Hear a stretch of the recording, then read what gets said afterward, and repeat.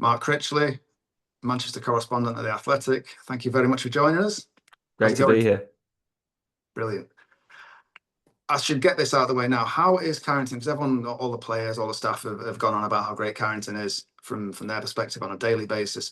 What's it like from the press point of view from covering? I'd say it's definitely an improvement compared to what we were used to. We used to be in the Jimmy Murphy Centre, which is the academy building, the old academy building, essentially.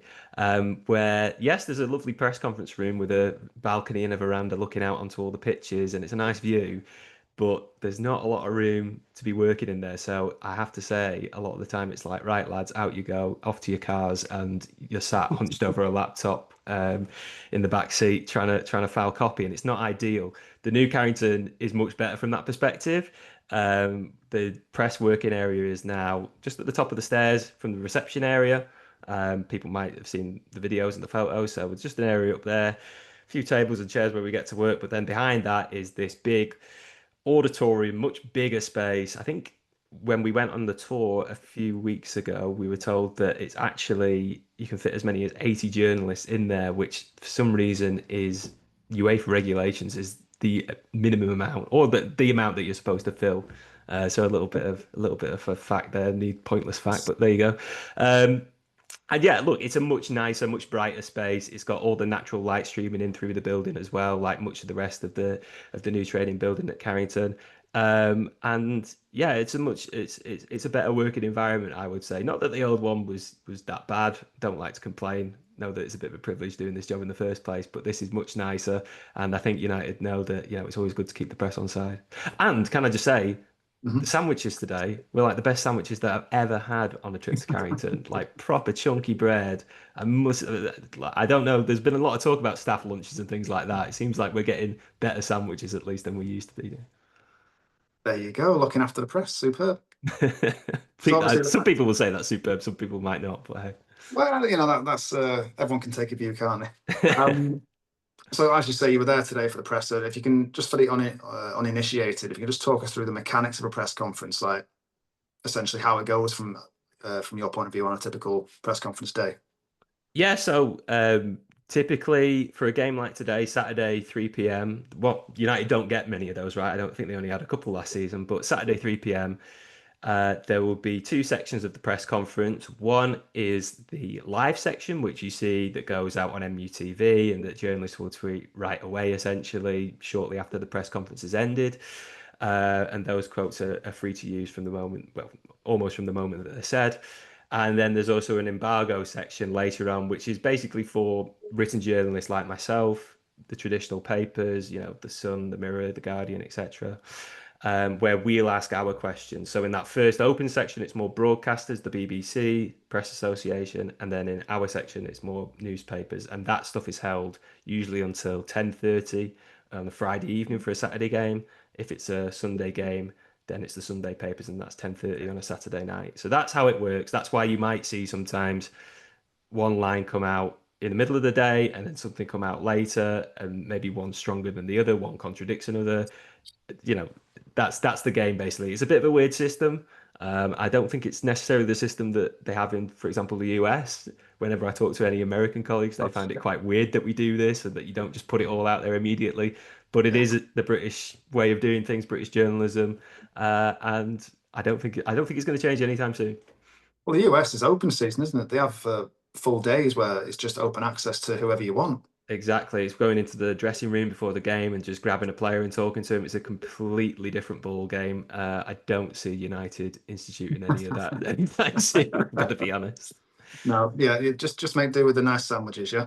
Yeah, the sandwiches is an improvement, so we'll take that. So was popcorn supplied today as well, or did you have to take your own? No popcorn, actually. You would think I sat on the front row and I could have just leant back and just had my own little box of popcorn there because it was we knew going into today that it was going to be a bit of a blockbuster to continue the sort of cinematic theme. Yeah. Um, just Ruben's comments the other night are the type of thing that you very rarely hear a manager express publicly. We have got a little bit used to him doing this and saying this sort of thing. It wasn't the first time after that game in Grimsby that he'd said that he would essentially was considering his position, right? I don't know what your interpretation of it was, but I think there wasn't that much. There wasn't a grand, wide range of interpretations that you could make from what he was saying. His comments seemed to suggest that he felt the players weren't playing for him, certainly not that night anyway, that they'd sent a message through their performance. And when he said that something has to change over the international break, he also said that you can't change 22 players again. And that sort of leaves the question open as to what you can change. You could change the system, but he's said that he's not going to do that. The only thing that you can really change in a situation like that is the manager. And those were pretty striking comments. So, when he was asked to clarify those on Wednesday night, he just sort of referred back to them, say that they're clear, but there was always going to be a topic of conversation again today. And yeah, look, I thought the way that he dealt with it was typically Ruben, if we're being honest. Okay. He said that he's going to continue being quite emotional, being quite open, being honest after games. He is honest to a fault at times. He walked them back to an extent, I think. He clearly wasn't as animated or clearly as frustrated as he was on Wednesday night. And I think we expected that. At the same time, he didn't say sorry. He didn't make any apology for what he said. Not that he had to. Yeah. He just told us that he's going to be like this. He feels these defeats, these performances, these results so keenly within himself that he's always going to express himself in the manner that he did the other night. And, he did so again today. Obviously, that is an emotional, charismatic guy, as as he has addressed today. He understands that he's being told to be calmer, but he's not gonna roll back on that. He is who he is. From your perspective, professionally, that must be pretty thrilling to hear. Certainly, I think, yeah, yeah. So from a journalist perspective, it's good that you will have a manager who is willing to say interesting things fundamentally. Um, and that will endear Ruben to journalists a bit. It will endear him to fans as well, right? Let's take journalism out of this conversation for a second. When he expresses himself in the way that he does after games, it shows that he cares. He's not having to tell you he cares. It shows that he cares, and I think fans connect with that. And I think it's a strength to a point. I was in the press conference after the Brighton game last season, where he said the comment about United being the worst team ever, though this been the worst team in United's history. And in the room, when he said it, you knew that that was going to be the headline. Indeed, he even said afterwards, "There's your headline," right? And it felt a little bit cheap from a journalist perspective, right? He thought there's supposed to be some sort of sport to this. We're supposed to try and get this out of you rather than you just say, "Here you go, we're the worst team ever. Here's your headline." But he said what he said. And in the room, I sort of felt like, okay, well, that I understand the context in which he was saying that. We're used to it now. When United have these bad games, bad starts to seasons, etc., people say it's the worst start since 1897 or whatever, right? He was saying within that context, he's aware of all these statistics. He's aware of all this damning information. He knows the criticism they will get. That was my interpretation of that comment all the way back in January. Yeah. The thing was, and what perhaps I should have been a bit more attuned to in the moment, is that if you say that and that is the headline, what do the players think about that? What does anybody who's affected by those comments think about it? They don't really see it within the context. A lot of people, players included, will just read headlines. And I think that's always been the thing with Ruben is that he fundamentally is such an interesting person to listen to talk to. So honest, so open, so charismatic. He can carry a room. You can see why he can be very frank with Jim Ratcliffe and get away without losing his job, right? I don't need to go into what he says to him, but he's admitted it. So there's that, but there's also how that sort of will be interpreted outside of that room. And I think that sometimes leaves something to be desired with the way Ruben deals with the media. I think there's I'm sure he's aware that there's consequences of what he will say that perhaps aren't great for him or might make his job a bit harder, but he does it anyway. And that is to his credit to an extent. It's also slightly to his fault and makes things more difficult than they need to be. What you're looking for, or what I imagine he's looking for, is that if he just keeps chipping away and then he gets that reaction, Yeah, Once he can, I suppose it's a level of provocation, isn't it? yeah. Whatever you want to call it. It's eliciting the right response from the players, and everyone at Old Trafford tomorrow is going to want to see everyone taking that frustration out on Burnley, aren't they?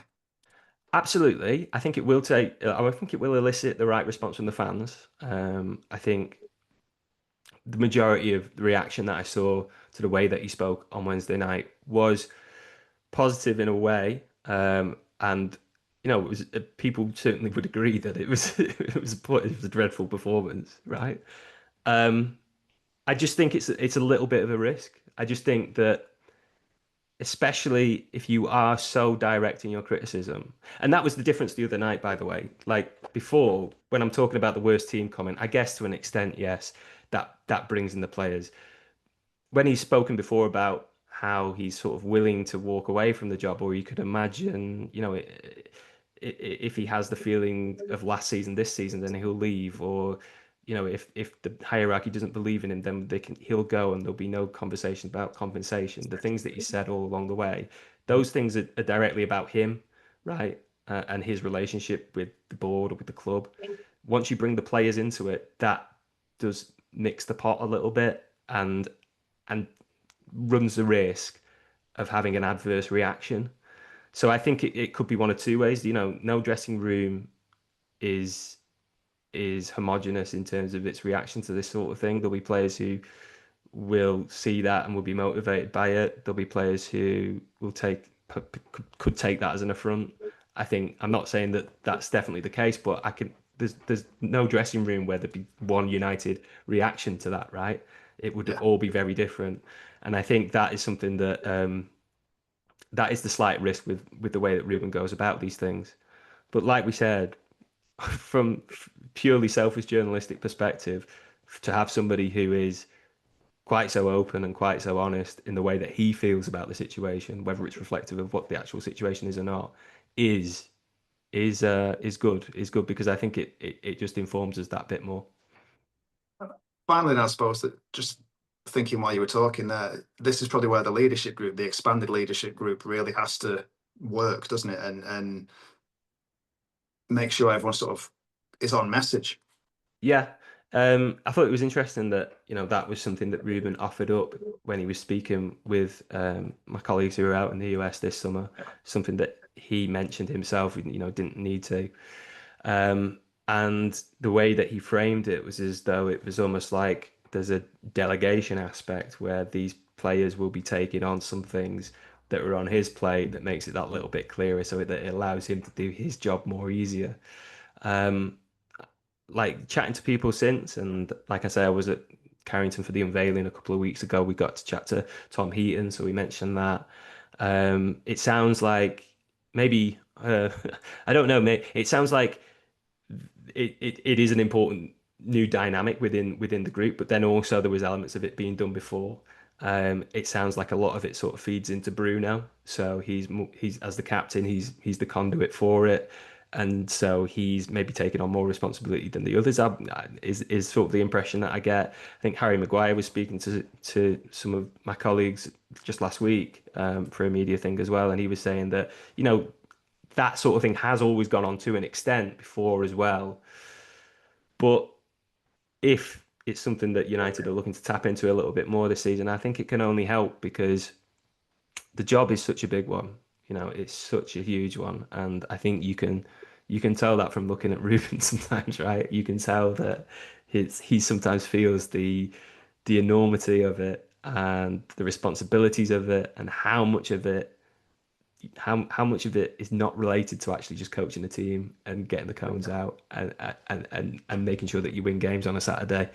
It's a much bigger job than that. And I think he's realised that. I think he realised that from the moment that he walked in, and anything that helps him sort of ease that burden, I think is a good thing.